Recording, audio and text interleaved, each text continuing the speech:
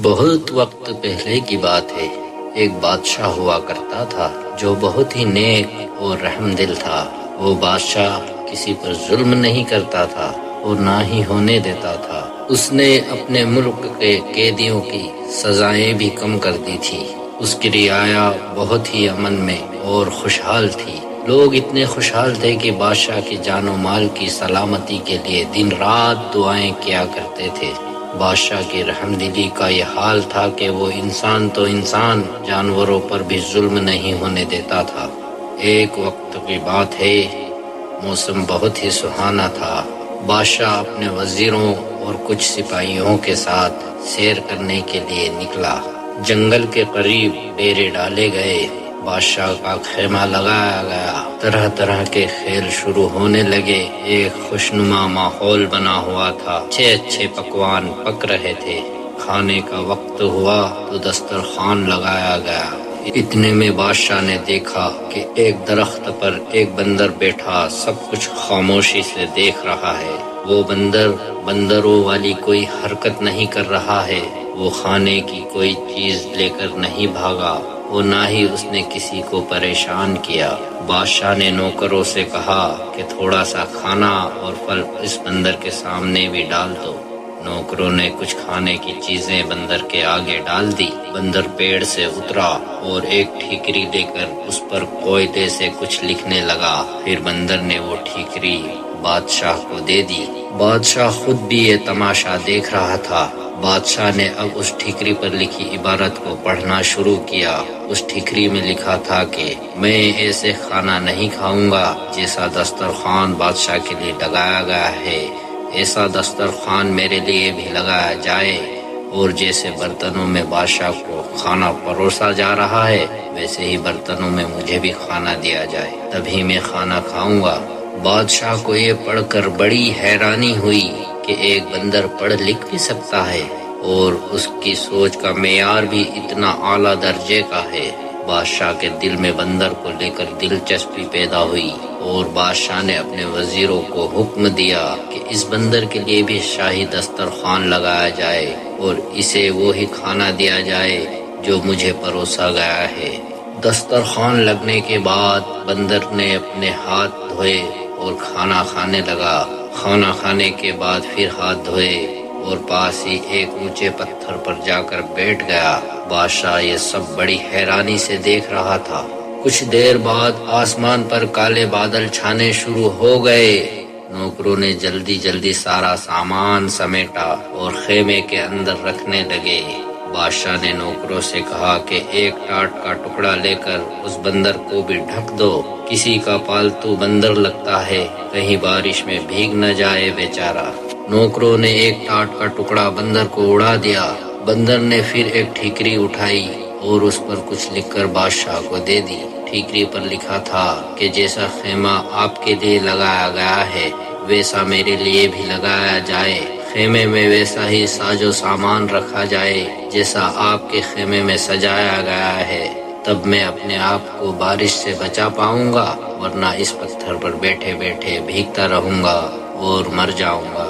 یہ پڑھ کر بادشاہ کو اور زیادہ حیرانی ہوئی اور وہ بندر میں پہلے سے زیادہ دلچسپی دکھانے لگا۔ بادشاہ نے فوراً ایک خیمہ لگانے کا حکم دیا۔ بادشاہ کے حکم کے مطابق ویسا ہی خیمہ لگا دیا گیا جیسا خیمہ بادشاہ کا تھا۔ ویسا ہی پلنگ، ویسا ہی بستر بندر کے لیے بھی لگایا گیا۔ اتنے میں بارش شروع ہو گئی۔ بندر بہت ہی نفاست دکھاتے ہوئے اس خیمے میں آ گیا۔ اس کے بعد بادشاہ وہاں جتنے دن بھی سیر و تفریح کے لیے ٹھہرا، بندر ہر بات میں بادشاہ کی برابری کی فرمائش کرتا۔ بادشاہ جب واپس جانے لگا تو بادشاہ نے نوکروں سے کہا کہ اس بندر سے پوچھ کے آؤ کہ کیا وہ ہمارے ساتھ جانے کو تیار ہے۔ بندر نے پھر ٹھیکری پر لکھ کر دیا کہ جیسا ہاتھی بادشاہ کے لیے تیار کیا گیا ہے ویسا ہی ہاتھی میرے لیے لایا جائے، تب ہی میں آپ کے ساتھ جاؤں گا۔ بادشاہ نے دل میں کہا کہ اچھا مذاق ہے، ایسا پڑھا لکھا بندر تو کہیں نہیں ملے گا، اسے اپنے ساتھ رکھنا ہی چاہیے۔ بادشاہ نے حکم دیا کہ میری سواری کی طرح ایک اور سواری تیار کرو اور اس بندر کو بھی ہمارے ساتھ شہر لے چلو۔ بادشاہ کے حکم کے مطابق سواری تیار کی گئی اور بندر اس پر سوار ہو کر بڑی شان و شوکت کے ساتھ شہر میں داخل ہو گیا۔ بندر کا ہاتھی بادشاہ کے ہاتھی کے ساتھ ساتھ چل رہا تھا۔ لوگ یہ منظر بہت ہی دلچسپی سے دیکھ رہے تھے۔ محل میں پہنچ کر بادشاہ نے حکم دیا کہ جو مکان نوکروں کے لیے بنے ہیں ان میں سے ایک مکان بندر کو رہنے کے لیے دے دیا جائے اور لکھنے کے لیے بندر کو کاغذ اور قلم بھی مہیا کیا جائے۔ بندر کو فوراً کاغذ قلم دے دیا گیا۔ بندر نے کاغذ پر لکھا کہ جیسا محل آپ کے لیے ہے ویسا ہی محل میرے لیے بھی ہونا چاہیے، اور آپ کے محل میں جو جو سہولتیں ہیں ویسی ہی میرے محل میں بھی ہونی چاہیے، تبھی میں شہر میں رہوں گا، ورنہ واپس جنگل میں چلا جاؤں گا۔ شہر میں بادشاہ کا ایک اور محل بھی تھا جس میں بادشاہ کبھی کبھی رہنے کے لیے چلا جایا کرتا تھا۔ وہ محل بادشاہ نے بندر کو رہنے کے لیے دے دیا۔ بندر وہاں شان و شوکت سے رہنے لگا۔ بادشاہ کی بیوی جو اس ملک کی ملکہ تھی، کچھ دن بعد ملکہ اور بادشاہ کے وزیروں کو بندر سے چڑ ہونا شروع ہو گئی۔ اب بندر انہیں اچھا نہیں لگتا تھا۔ ملکہ بادشاہ سے اکثر کہتی کہ اس بندر کو واپس جنگل میں بھیج دیا جائے، لیکن بادشاہ کبھی اس بات پر راضی نہیں ہوتا۔ ادھر بندر نے بادشاہ کے دربار میں بھی آنا شروع کر دیا۔ بندر سبھی مقدموں کو غور سے سنتا، اور جب بادشاہ کوئی غلط فیصلہ لینے والا ہوتا تو بندر فوراً بادشاہ کے ہاتھ سے فیصلے کا کاغذ لے کر پھاڑ دیا کرتا اور قلم سے صحیح فیصلہ لکھ کر بادشاہ کو دیتا۔ شروع میں تو بندر کی اس حرکت پر بادشاہ کو بہت غصہ آیا، لیکن بعد میں بادشاہ کو سمجھ میں آنے لگا کہ بندر کی وجہ سے وہ بہت سی غلطیاں کرنے سے بچ گیا ہے۔ کئی بے گناہ لوگ سزا سے بچ گئے ہیں، اور بھی کئی ایسے فیصلے تھے جس میں بندر نے بادشاہ کی مدد کی جو اس ملک کی رعایا کے لیے بہت ہی فائدہ مند ثابت ہوئے۔ دھیرے دھیرے بادشاہ اپنا ہر فیصلہ بندر کو دکھانے لگا۔ درباری بھی بندر کے پڑھے لکھے ہونے کی وجہ سے اور عقل مندی کی وجہ سے بندر سے بہت ہی متاثر ہو گئے تھے، لیکن ملکہ کی دشمنی ابھی بندر سے کم نہیں ہوئی۔ وہ بادشاہ سے کہتی رہتی کہ بندر کو جنگل میں چھوڑ آؤ یا کہیں اٹھوا کر پھینکوا دو، ورنہ یہ ایک دن آپ کی سلطنت پر قبضہ کر لے گا۔ ہمارا کوئی بیٹا نہیں ہے جو ہماری حفاظت کرے، یہ آپ کو ہٹا کر خود تخت پر بیٹھ جائے گا۔ بادشاہ جواب میں اکثر کہتا، بیگم یہ کوئی معمولی بندر نہیں ہے، اب تک یہ ہمارے لیے فائدہ مند ثابت ہوا ہے۔ بندر کی وجہ سے ہماری سلطنت میں بہتری آئی ہے۔ لیکن ملکہ کو بادشاہ کی یہ بات سن کر تسلی نہیں ہوتی۔ ایک دن ملکہ نے بندر کو جان سے مروانے کا منصوبہ بنایا۔ بندر کے لیے جو کھانا بھجوایا جاتا اس میں ملکہ نے زہر ملوا دیا، لیکن اس دن بندر نے کھانا نہیں کھایا اور بادشاہ کو پرچے پر لکھ کر بتایا، مجھے مروانے کی کوشش آپ کو اور آپ کے خاندان کو بہت مہنگی پڑے گی۔ بادشاہ یہ پڑھ کر آگ بگولا ہو گیا اور نوکروں کو بلوا کر ڈانٹا اور ملکہ کو سمجھایا کہ آئندہ ایسی حماقت نہ کرے۔ ملکہ دل ہی دل میں کڑھنے لگی۔ بادشاہ کی ایک خوبصورت بیٹی بھی تھی۔ بادشاہ کو اپنی بیٹی دل و جان سے بھی زیادہ پیاری تھی۔ بندر کی شہرت بادشاہ کی بیٹی تک بھی پہنچی۔ بندر کی خوبیاں سن کر اس کے دل میں بندر کو دیکھنے کا شوق پیدا ہوا۔ ایک دن یہ شہزادی اپنی سہیلیوں کے ساتھ بندر کو دیکھنے کے لیے نکلی۔ بندر محل کی طرف جا رہا تھا۔ بندر کی نظر بھی شہزادی پر پڑ گئی۔ بندر نے جب شہزادی کو دیکھا تو دیکھتے ہی رہ گیا۔ شہزادی کو لگا کہ بندر اسے گھور رہا ہے تو وہ ڈر کر محل کے اندر بھاگ گئی۔ لیکن اس دن کے بعد سے یہ ہونے لگا کہ شہزادی بن سنور کر جب اپنا چہرہ آئینے میں دیکھتی تو پیچھے سے بندر نظر آتا۔ پتہ نہیں بندر اس کے کمرے میں کیسے داخل ہو جاتا۔ شہزادی کو جب یقین ہو گیا کہ بندر اس کے کمرے میں آتا جاتا رہتا ہے تو ڈر کے مارے اسے بخار آ گیا۔ وہ کئی دنوں تک بخار میں مبتلا رہی، پھر صحت یاب ہو گئی۔ جس دن سے اسے بخار چڑھا تھا اس دن سے اسے بندر نظر نہیں آ رہا تھا۔ جب وہ تندرست ہو گئی تو بندر پھر آنے لگا۔ لیکن اب شہزادی کے دل سے بندر کا خوف دور ہو گیا تھا۔ وہ شہزادی کو کچھ دیر دیکھتا اور واپس چلا جاتا۔ کافی دنوں تک ایسے ہی چلتا رہا۔ ایک دن بندر پرچے پر کچھ لکھ کر لایا اور وہ پرچہ شہزادی کو دے دیا۔ اس پرچے میں لکھا تھا، کیا تم مجھ سے شادی کرو گی؟ یقین کرو میں بھی بہت خوبصورت ہوں۔ اتنے دنوں میں شہزادی جان گئی تھی کہ یہ ایک تہذیب یافتہ بندر ہے، مجھے کوئی نقصان نہیں پہنچائے گا۔ پہلے بندر سے اس کا ڈرنا بھی لازمی تھا، لیکن دھیرے دھیرے اس کے دل میں بندر کے لیے ہمدردی پیدا ہو گئی۔ شہزادی سوچنے لگی کہ یہ کتنا پڑھا لکھا اور عقل مند بندر ہے، اس نے میرے والد کو کئی غلطیوں اور خطروں سے بچا لیا ہے۔ ہم پر اس بندر کے کئی احسان ہیں اور خدا نے اسے بندر کی شکل میں پیدا کیا ہے، تو اس میں اس کا کیا قصور ہے؟ اب شہزادی بندر سے ڈرتی نہیں تھی۔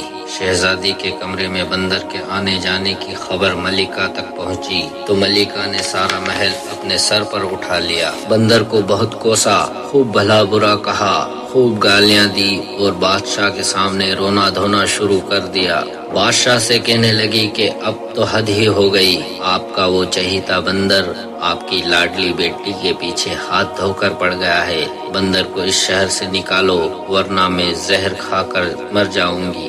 میں تو اس بندر سے بہت تنگ آ چکی ہوں۔ اس کے بعد بادشاہ نے شہزادی کو بلا کر پوچھا تو شہزادی نے اپنے والد کو سب کچھ بتا دیا اور کہا کہ ابا جان، پہلے تو اس سے مجھے بہت ڈر لگتا تھا، لیکن اب مجھے اس سے ہمدردی ہو گئی ہے۔ پتہ نہیں یہ کون ہے اور اس پر کیا مصیبت آ پڑی ہے۔ بادشاہ کو شہزادی کی بات سن کر اطمینان ہو گیا، لیکن بادشاہ کو یہ بات اچھی نہیں لگی کہ بندر اس کی بیٹی کے کمرے میں داخل ہوا کرے۔ بادشاہ اگلے دن بندر کے پاس گیا۔ بندر اپنے محل میں شان سے بیٹھا تھا۔ بادشاہ نے بندر سے کہا کہ دیکھو، میں نہیں جانتا کہ تم کون ہو، میں نے تمہاری ہر بات مانی ہے، تمہیں اپنی برابری کا درجہ دیا، جو شاید ہی کوئی بادشاہ اس بات کو برداشت کرتا، لیکن اس سب کے باوجود تم نے میری بیٹی کو پریشان کرنا شروع کر دیا ہے۔ یہ بات مجھے بالکل بھی اچھی نہیں لگی۔ اس سے پہلے کہ میں کوئی سخت قدم اٹھاؤں، تم اس کام سے باز آ جاؤ۔ بندر نے جھٹ سے کاغذ اور قلم اٹھایا اور لکھا کہ میں آپ کی بیٹی سے شادی کرنا چاہتا ہوں اور میں آپ کو یقین دلاتا ہوں کہ میں ہمیشہ آپ کی بیٹی کو خوش رکھوں گا۔ بادشاہ یہ پڑھ کر ہکا بکا رہ گیا اور سوچنے لگا کہ اپنی پھول جیسی بیٹی کی شادی اور اس بندر سے، یہ تو کبھی نہیں ہو سکتا۔ بادشاہ نے جواب دیا، میرے زندہ رہتے ایسا ہونا ممکن نہیں۔ یہ سن کر بندر نے لپک کر بادشاہ کی کمر سے بندھی تلوار نکال لی اور دوسرے ہاتھ سے لکھا کہ اگر ایسا آپ کی زندگی میں نہیں ہو سکتا تو مرنے کے لیے تیار ہو جائیے، میں آپ کو مار کر آپ کی بیٹی سے شادی کر لوں گا۔ آپ نے میرے اوپر احسان کیا ہے، آپ نے مجھے اس محل میں رکھا، کھانے پینے کو دیا، میں آپ کو مار کر اپنے ہاتھ خون سے رنگنا نہیں چاہتا۔ بادشاہ نے اپنی موت سامنے دیکھ کر کہا، میں سوچ کر جواب دوں گا۔ بندر نے ایک پرچے پر لکھ کر کہا کہ جو کچھ بھی ہو جائے لیکن آپ کا جواب ہاں میں ہونا چاہیے۔ بادشاہ اپنے محل میں واپس آ گیا اور بہت پریشان ہوا۔ ایک طرف بیٹی تھی اور دوسری طرف اپنی جان تھی۔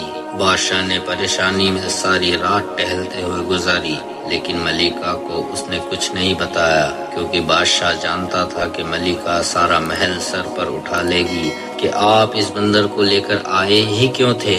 بادشاہ نے فیصلہ کر لیا کہ وہ اپنی جان دے دے گا، لیکن اپنی بیٹی کی شادی ایک بندر سے ہرگز نہیں کرے گا۔ وہ کچھ نصیحتیں کرنے کے لیے شہزادی کے پاس گیا اور کہا کہ بیٹی، اگر کل کو مجھے کچھ ہو جائے تو تمہیں اپنی ماں کا خیال رکھنا ہے اور سلطنت کو کیسے سنبھالنا ہے۔ شہزادی نے آنسو بھری آنکھوں سے دیکھتے ہوئے کہا کہ ابا جان، آج یہ آپ کیسی باتیں کر رہے ہیں؟ پروردگار آپ کو لمبی عمر عطا فرمائے۔ بادشاہ نے کہا، اے میری پیاری بیٹی، وہ بندر میری جان کے پیچھے پڑ گیا ہے، مجھ سے کہتا ہے کہ میں تمہاری شادی اس سے کر دوں ورنہ وہ مجھے جان سے مار ڈالے گا، لیکن یہ تو ناممکن ہے کہ میں تمہاری شادی ایک بندر کے ساتھ کر دوں۔ تمہاری ماں اسے مارنے کی کئی ترکیبیں کر چکی ہے، لیکن ہر بار وہ ناکام رہی ہے۔ بادشاہ کہنے لگا کہ میں جا کر بندر کو صاف بتا دیتا ہوں کہ تمہاری شادی اس سے نہیں کر سکتا، اس کے بعد شاید وہ میری جان بھی لے لے، اس لیے میرے جانے کے بعد تم اپنی ماں کے ساتھ تہ خانے میں چھپ جانا اور اس وقت تک باہر نہ نکلنا جب تک وہ بندر مایوس ہو کر جنگل میں نہ چلا جائے۔ شہزادی نے کہا، میرے پیارے ابا، آپ کی جان اتنی سستی نہیں ہے، آپ صرف میرے والد ہی نہیں، اس سلطنت کے بادشاہ بھی ہیں۔ آپ بندر کے پاس جا کر مجھ سے شادی کے لیے ہاں کہہ دیجئے، تقدیر کو کوئی ٹال نہیں سکتا۔ اگر میری قسمت میں یہی لکھا ہے تو وہ آپ کے مرنے کے بعد بھی ہو جائے گا۔ آخر کار شہزادی کی باتیں سن کر بادشاہ مان گیا اور بادشاہ نے شادی کے لیے بندر کے سامنے اپنی رضامندی ظاہر کر دی۔ بندر نے کہا کہ آپ شادی کی تیاری شروع کر دیں۔ ملکہ کو جب یہ بات پتہ چلی تو وہ غصے میں آگ ببولا ہو گئی اور آسمان سر پر اٹھا لیا، بہت روئی دھوئی، بندر کو کوسا، اپنے بال نوچے اور بندر کو جان سے مارنے کی دھمکیاں بھی دی۔ آخر کار شادی کی تاریخ آ گئی۔ نکاح والے دن بادشاہ نے ملکہ کو ایک کمرے میں قید کروا دیا اور شہزادی کا نکاح اس بندر سے کر دیا۔ شہزادی رخصت ہو کر بندر کے محل میں چلی گئی۔ اس کے بعد ملکہ کو کمرے سے رہا کیا گیا۔ ملکہ خوب روئی دھوئی، لیکن اب وہ کر بھی کیا سکتی تھی۔ اگلے دن شہزادی جب بادشاہ کے محل آئی تو وہ بہت خوش تھی۔ ملکہ نے اسے گلے سے لگا کر رونا چاہا، لیکن شہزادی نے کہا، اے میری امی، اب رونے دھونے سے کیا فائدہ ہو سکتا ہے؟ میری قسمت میں جو کچھ لکھا تھا وہ ہو گیا، میں اپنی زندگی میں بہت خوش ہوں۔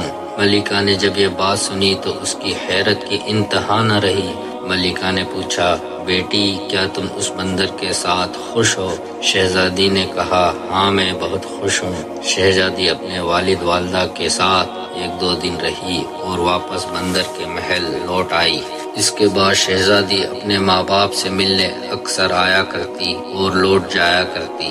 بادشاہ اور ملکہ کو محسوس ہونے لگا کہ شہزادی اس بندر کے ساتھ بے حد خوش ہے۔ اپنی بیٹی کو خوش دیکھ کر بادشاہ تو مطمئن ہو گیا، لیکن ملکہ اس بات کو ہضم نہیں کر پا رہی تھی کہ شہزادی بندر کے ساتھ خوشی خوشی زندگی کیسے گزار پا رہی ہے۔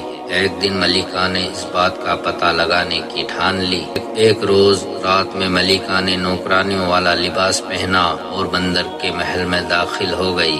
عام طور پر رات کے وقت بندر کے کمرے کا دروازہ اندر سے بند ہوتا تھا، لیکن اس دن بندر دروازہ بند کرنا بھول گیا۔ شہزادی کی خوابگاہ سے کچھ آواز آ رہی تھی۔ یہ آواز ایک آدمی کی تھی۔ ملکہ نے چپکے سے باتیں سننا شروع کر دی۔ ملکہ نے دروازے کے بھیتر جھانک کر دیکھا تو دیکھتی ہے کہ شہزادی کے ساتھ ایک خوبصورت نوجوان بیٹھا ہے۔ وہ دیکھنے میں کوئی شہزادہ لگ رہا تھا۔ وہ شہزادی کے ساتھ ہنس ہنس کر باتیں کر رہا ہے۔ ملکہ نے دل ہی دل میں کہا کہ اچھا تو یہ بات ہے، تبھی تو میں کہوں کہ میری بیٹی اتنی خوش کیسے رہتی ہے۔ جب وہ جانے کے لیے پلٹی تو اسے ایک طرف بندر کی کھال پڑی نظر آئی۔ وہ سوچنے لگی کہ یہ اپنے اوپر بندر کی اتنی موٹی کھال کیوں پہن کر رکھتا ہے اور لوگوں کے سامنے کیوں بندر بنا پھرتا ہے۔ اگر میں اس کھال کو جلا دوں تو یہ کبھی بندر نہیں بن پائے گا۔ یہ سوچ کر ملکہ بندر کی کھال اٹھا کر اپنے محل میں لے آئی اور اس کھال کو آگ لگا دی۔ ادھر ملکہ نے بندر کی کھال میں آگ لگائی اور ادھر شہزادے کو جلن محسوس ہونے لگی۔ شہزادہ بچاؤ بچاؤ چلاتا ہوا غائب ہو گیا۔ حیران کن شہزادی اپنے والد کے محل میں آئی تو دیکھا کہ بندر کی کھال کو اس کی ماں نے آگ لگائی ہوئی ہے۔ شہزادی کو سمجھتے دیر نہ لگی۔ شہزادی نے جلدی سے اس آگ کو بجھائی۔ شہزادی کو پتہ چل گیا کہ یہ سب ملکہ کی کارگزاری ہے۔ اس نے ملکہ سے کہا، ہائے امی جان، آپ نے میرا سہاگ اجاڑ دیا، کیا دشمنی تھی آپ کو مجھ سے؟ ملکہ بولی، بیٹی مجھے کیا پتا تھا، میں نے سوچا کہ وہ بندر والی خال میں جلا دوں گی تو ہمیشہ شہزادوں کی طرح میرا داماد دکھائی دے گا۔ شہزادی نے کہا، اے امی جان، میں نے آپ سے کہا تھا نا کہ میں بہت خوش ہوں، مجھے میرے حال پر چھوڑ دیجئے، اب میرا سہاگ اجاڑ کر آپ کے کلیجے میں ٹھنڈک پڑ گئی۔ ملکہ یہ سن کر خود کو ایک مجرم سا محسوس کرنے لگی۔ بادشاہ کو جب پتہ چلا، اس نے فوراً اس شہزادے کی تلاش میں اپنے سپاہی دوڑا دیے، لیکن کہیں اس شہزادے کا پتہ نہ چلا۔ اب شہزادی کی حالت خراب ہو گئی، شہزادی بہت پریشان رہنے لگی۔ شہزادی کچھ کھاتی نہ پیتی، بس اداس بیٹھی رہتی۔ کچھ دنوں بعد شہزادی کسی جوگن کی طرح نظر آنے لگی اور ایک دن خود ہی شہزادے کی تلاش میں نکل گئی۔ جنگل جنگل، صحرا صحرا بھٹکتی رہی، پاؤں میں چھالے پڑ گئے۔ پریشان حال شہزادی کا رنگ روپ ہی بدل گیا۔ ایک روز رات کو شہزادی ایک پیڑ کے نیچے بیٹھی تھی۔ اس پیڑ پر ایک چکور اور چکوری بیٹھے ہوئے تھے اور آپس میں بات کر رہے تھے۔ شہزادی کا دھیان ان کی باتوں پر گیا تو ان کی بات غور سے سننے لگی۔ چکوری نے چکور سے کہا، اے چکور، تو کیوں پریشان ہے؟ چکور نے کہا، کیا بتاؤں، ہمارے پاس کے ملک اصفہان میں ایک شہزادہ ہے، اس کی حالت دیکھ کر میں پریشان ہوں۔ اس کے سارے جسم میں بڑے بڑے چھالے پڑے ہوئے ہیں، اس کو اتنی بے چینی ہے کہ وہ سو بھی نہیں سکتا۔ سارے طبیبوں اور حکیموں نے ہار مان لی ہے، کوئی اس کا علاج نہیں کر پا رہا ہے۔ چکوری نے پوچھا، شہزادے کی یہ حالت کیسے ہوئی؟ چکور نے کہا، کسی ظالم نے شہزادے کو جلا کر مارنے کی کوشش کی تھی، شہزادے کی جان تو بچ گئی لیکن پورا جسم جل گیا ہے۔ چکوری نے کہا، اے چکورے، اس شہزادے کے دکھ کا کوئی علاج نہیں ہے؟ چکور نے کہا، اگر کوئی ہماری پیٹ اکٹھی کر لے اور 40 دن تک چندن کی لکڑی کے ساتھ گھس کر شہزادے کے جسم پر لگائے تو شہزادے کے زخم بھر جائیں گے۔ شہزادی ان کی بات سن کر سمجھ گئی کہ یہ اسی کے شوہر کے بارے میں بات کر رہے ہیں۔ شہزادی کو اپنے شوہر کی خبر پا کر سکون ملا اور وہ اسی پیڑ کے نیچے سو گئی۔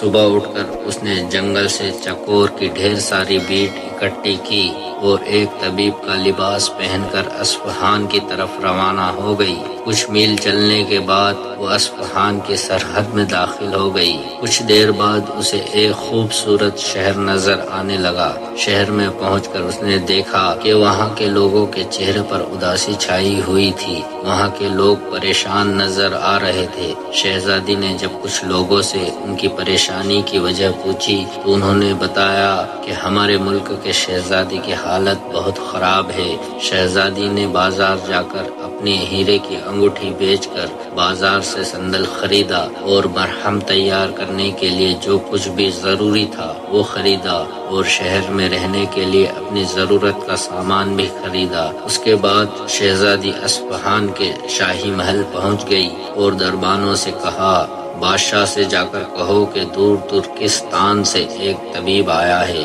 اور شہزادے کا علاج کرنا چاہتا ہے۔ دربار نے ایک پہرے دار کو بادشاہ کے پاس بھیجا اور بادشاہ کو طبیب کے بارے میں خبر دی۔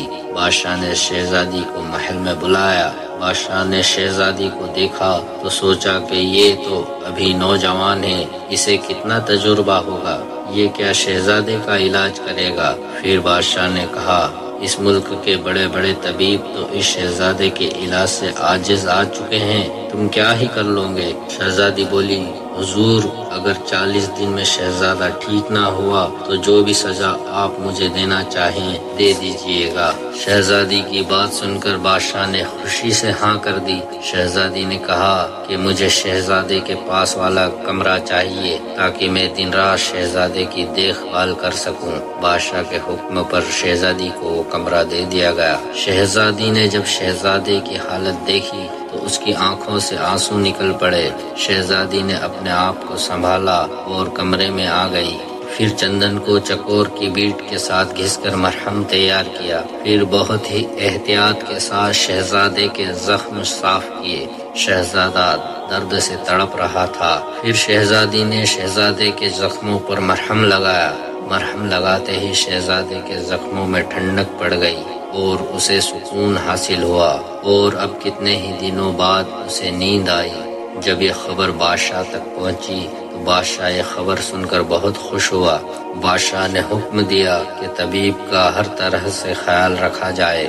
شہزادی نے شہزادے کی خدمت پہ دن رات ایک کر دیے، شہزادے کو کھلاتی پلاتی اور ہر طرح سے شہزادے کا خیال رکھتی۔ شہزادہ ایک ہفتے بھر میں اتنا ٹھیک ہو گیا کہ اپنے آس پاس کی چیزیں اسے نظر آنے لگی۔ پگڑی اور داڑھی ہونے کے باوجود اسے طبیب کا چہرہ کچھ جانا پہچانا سا لگ رہا تھا۔ شہزادی اس کے سامنے بہت کم بولتی تھی۔ مہینے بھر میں شہزادہ بالکل ٹھیک ہو گیا، لیکن زخم ابھی پوری طرح بھرے نہیں تھے۔ ویسے بھی چکور نے 40 دن کا وقت بتایا تھا۔ اسی طرح شہزادی شہزادے کی خدمت کرتی رہی۔ ادھر بادشاہ نے طبیب کو ڈھیر سارے انعامات دینے کی تیاری کر رکھی تھی اور شہزادہ اس طبیب کا دل سے شکر گزار تھا۔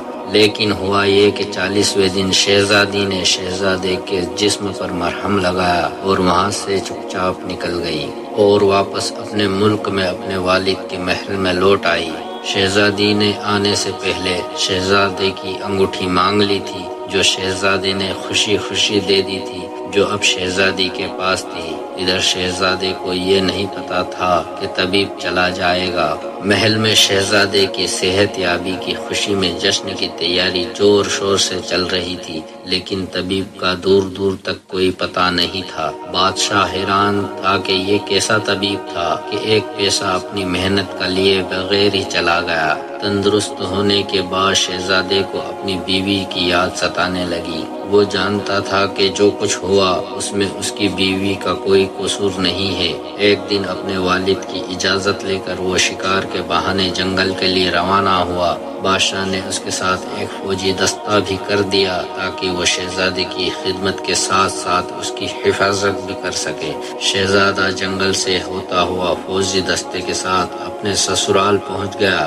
اس نے شاہی لباس پہن رکھا تھا، جس کی وجہ سے ہر کوئی یہ سمجھ گیا کہ یہ کسی ملک کا شہزادہ ہے۔ اس لیے شہزادی کے والد کے نوکروں نے اسے محل میں داخل ہونے دیا اور مہمان خانے میں بڑے احترام سے ٹھہرایا اور بادشاہ کو شہزادے کی آنے کی خبر دی۔ بادشاہ جلد ہی شہزادے سے ملنے کے لیے مہمان خانے میں آیا۔ بادشاہ کو دیکھ کر شہزادے نے بڑے ادب سے اسے سلام کیا۔ بادشاہ نے پوچھا، بیٹے تم کہاں کے شہزادے ہو؟ میں نے تمہیں پہچانا نہیں اور نہ ہی تمہیں پہلے کبھی دیکھا ہے۔ شہزادے نے کہا، اے میرے محسن، آپ بھلے ہی مجھے جانتے نہیں، لیکن میں آپ کو کیسے بھول سکتا ہوں؟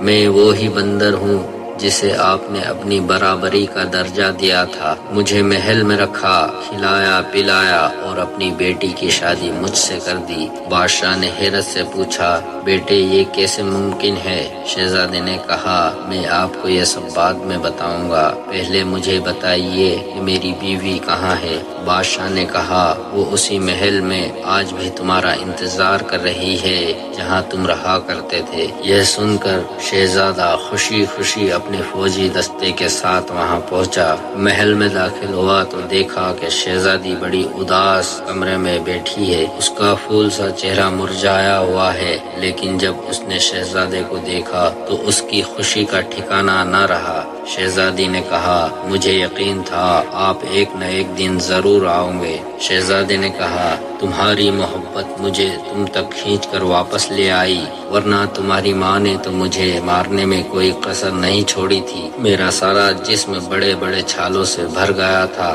جسم کے ہر حصے میں زخم پڑے ہوئے تھے، میرے بچنے کی تو کوئی امید نہیں تھی۔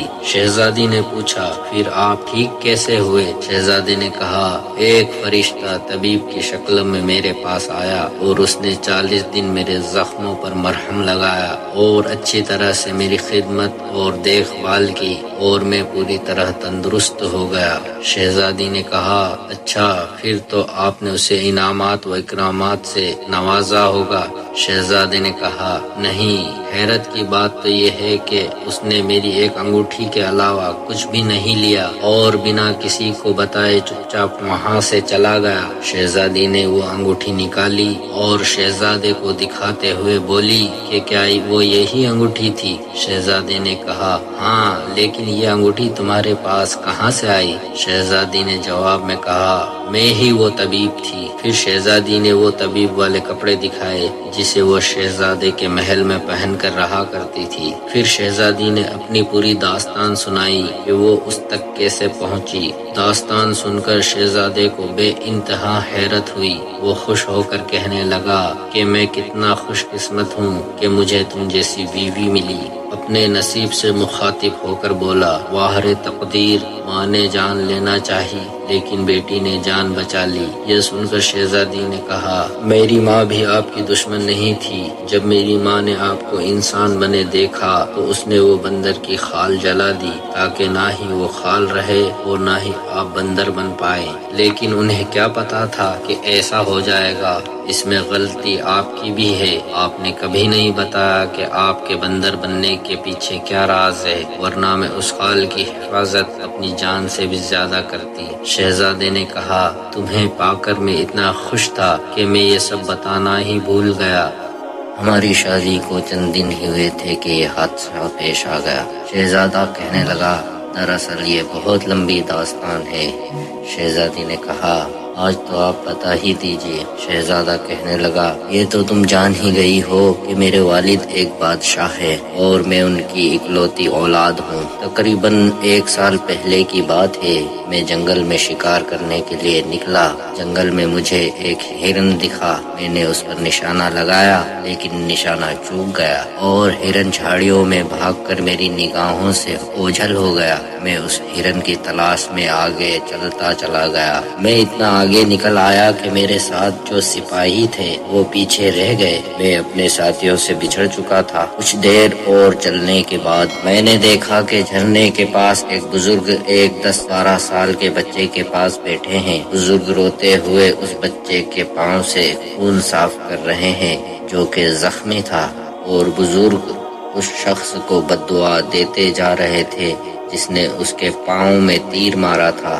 مجھے دیکھ کر بولے کہ انسان ہو یا بندر، تمیز تو تمہیں چھو کر بھی نہیں گزرا ہے۔ بس ان کے اتنا کہنے کی دیر تھی کہ میں انسان سے بندر بن گیا۔ اس کے بعد بزرگ نے کہا جا اب جنگل جنگل بھٹکتا پھر، تجھے کہیں ٹھکانہ نہیں ملے گا۔ اپنی حالت سے میں اتنا پریشان ہوا کہ میں نے ان کے پاؤں پکڑ لیے اور رو رو کر معافی مانگنے لگا۔ میری حالت دیکھ کر اس بچے کو میرے اوپر ترس آ گیا۔ اس نے اس بزرگ سے کہا اے دادا جان، جب انسان اپنی غلطی مان لے تو اسے معاف کر دینا چاہیے، اس لیے اسے معاف کر دیجئے اور اسے دوبارہ انسان بنا دیجئے۔ لڑکا جب زیادہ اصرار کرنے لگا تو بزرگ نے مجھ سے کہا دیکھ اس سے سیکھ، تو نے اس کے ساتھ کیا کیا اور پھر بھی یہ تیرا بھلا چاہ رہا ہے۔ خیر میں اپنی بد دعا واپس تو نہیں لے سکتا لیکن اسے کم کر سکتا ہوں۔ بزرگ نے آگے کہا 1 سال تو بندر ہی بنا رہے گا۔ 1 سال سے پہلے اگر کوئی لڑکی تجھ سے ہمدردی جتائے گی اور تجھ سے شادی کے لیے تیار ہو جائے گی، اب تو صرف اپنی بیوی کے سامنے ہی انسان کی شکل میں آ سکے گا، اور 1 سال پورا ہوتے ہی سب کے سامنے انسان بن کر آ سکے گا۔ مجبور ہو کر میں تمہارے ملک کے جنگل میں آ کر رہنے لگا۔ میں اپنے والد کے محل میں نہیں جا سکتا تھا کیونکہ بندر کے روپ میں مجھے وہاں کوئی نہیں پہچانتا، اور اگر میں اپنے والد کو یہ سب لکھ کر بتاتا تو میری یہ حالت دیکھ کر میرے والد کو گہرا صدمہ لگتا۔ میں اپنے والد کا یہ دکھ نہیں دیکھ سکتا تھا، اس لیے 1 سال اسی جنگل میں گزارنے کا فیصلہ کر لیا۔ 6 مہینوں تک تو میں اسی جنگل میں بھٹکتا رہا۔ پھر اس کے بعد تمہارے والد مجھ سے ملے اور مجھے محل میں لے آئے۔ پھر تم نے مجھ پر ہمدردی جتائی۔ میں جلد سے جلد دوبارہ انسان کی شکل میں آنا چاہتا تھا، اس لیے تم سے شادی کرنے کے لیے تمہارے والد کو جان سے مار ڈالنے کی دھمکی دے ڈالی، اور پھر بادشاہ نے تمہاری شادی مجھ سے کر دی، اور اس کے بعد کیا ہوا یہ تو تم جانتی ہی ہو۔ شہزادہ جب یہ سب بتا رہا تھا تب بادشاہ اور ملکہ وہاں آ چکے تھے اور وہ شہزادے کے منہ سے پوری داستان سن چکے تھے۔ ملکہ شہزادے سے معافی مانگنے لگی۔ وہ شہزادے نے یہ کہتے ہوئے معاف کر دیا، جو کچھ بھی ہوا غلط فہمی کی وجہ سے ہوا۔ بادشاہ نے کہا، ہمارا کوئی بیٹا نہیں ہے، اس لیے تم یہیں رہو اور اس ملک کو سنبھالو۔ شہزادے نے کہا، ابھی تو مجھے اپنی دلہن کو لے کر اپنے والد کے پاس جانا ہے اور اپنے والد سے ملوانا ہے، لیکن میں آپ سے وعدہ کرتا ہوں کہ اس ملک کی بھلائی کے لیے میں آپ کے پاس آتا جاتا رہوں گا۔ کچھ دنوں بعد وہ شہزادی کو لے کر اپنے ملک چلا گیا اور وہاں وہ دونوں ہنسی خوشی اپنی زندگی گزارنے لگے۔